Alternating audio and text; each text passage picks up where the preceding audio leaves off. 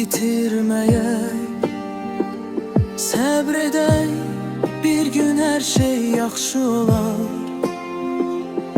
Hər zaman belə olacaq deyə düşünməyək, vaxt gələr, zaman dəyişər, hər şey yaxşı olar. Çalışaq, heç vaxt olmayacaq deməyək, dua edək, gözləyək, bir gün yaxşı olar. Çalışaq, yaşamaq, həvəsini itirməyək, güclü olaq, zamanla bizim üçün yaxşı olar. Beləcə biz həmişə irəliyə addımlayaq, tələsməyək, hər şey dəyişər, bir gün yaxşı olar.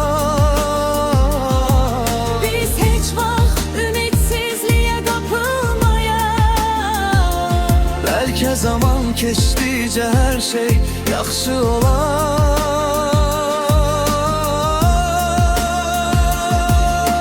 Heç bir zaman inancımızı itirməyək, bir gün bizim üçün hər şey yaxşı olar.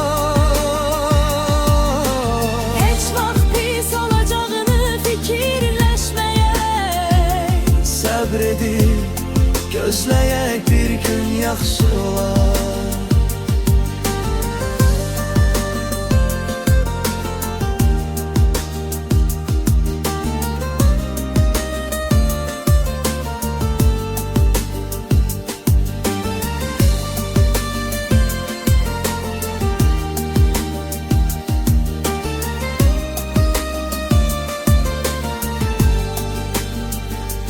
Həyatda gərək ümidimizi itirməyək, səbr edək, bir gün hər şey yaxşı olar.